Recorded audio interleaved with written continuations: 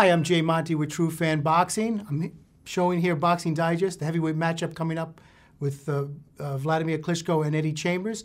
I'm here alongside Boxing Digest Editor-in-Chief Sean Sullivan. And Sean, I just wanted to ask you about this matchup. Do you think it's an intriguing matchup, or do you think it's a stinker? It's an intriguing matchup for today's crop of heavyweights, absolutely. Well, okay, let's get into this fight. I think that both are sort of like counterpunches. They're going to look for openings from each side, especially Chambers. He's more of a quick fighter. He's got to be quick on the inside. Can he get inside on Wladimir Klitschko?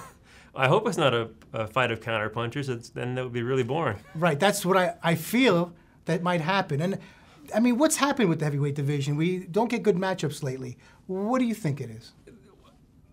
Chambers right now is considered the best heavyweight from America. Right. So if this is the best that the United States has, then I'm hoping he represents the United States well. I hope. Well, I remember when I was a kid, Muhammad Ali used to travel to Europe, and he was the attraction. Right.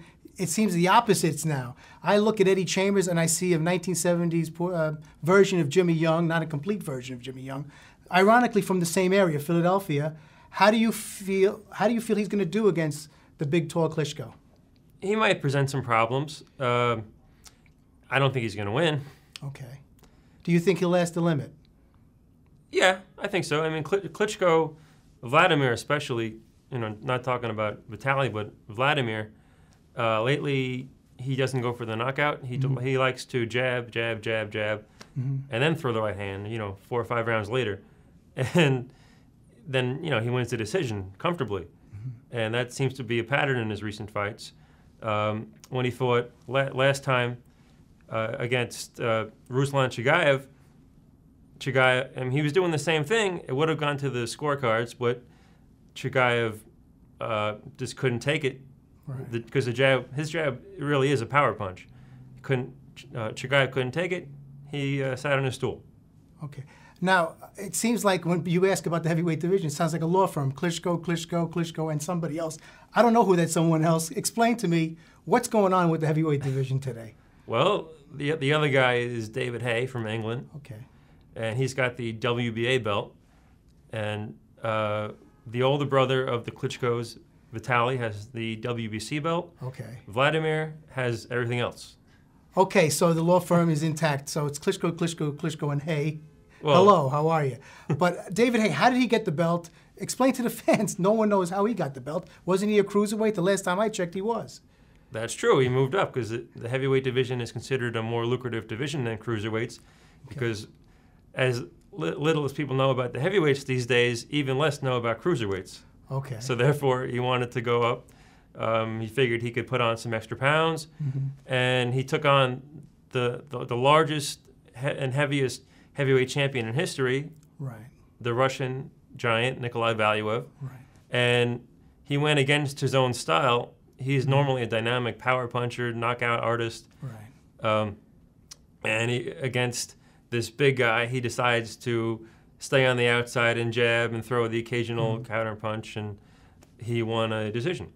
Now, we have an interesting matchup of a cruiserweight coming up to heavyweight next month when Tomasz Adamek faces Chris Arreola. Do you see similarities in that fight like Chambers and Klitschko? Absolutely not. That's going to be a brawl. Both those guys come forward. They love to punch and get punched.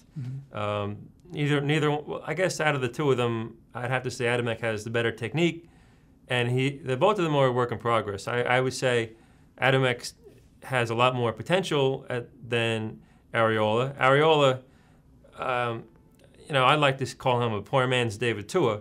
And who was David Tua? The heavyweight from the 90s, right, who is still around today. Right. Who else is on the horizon at the heavyweights that we really could get serious about? Look at. Can you name me anybody else? Honestly, if you look at Boxing Digest ratings, right, I look at the top 6, and then below that there's nobody.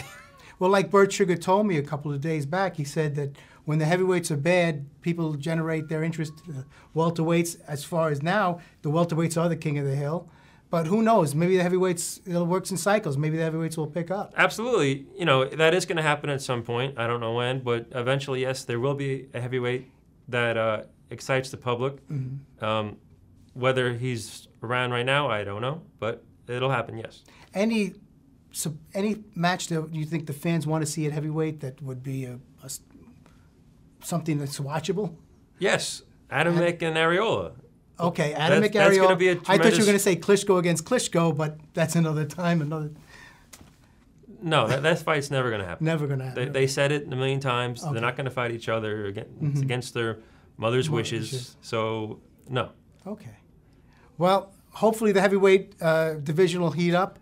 I know there's a couple other fights coming up.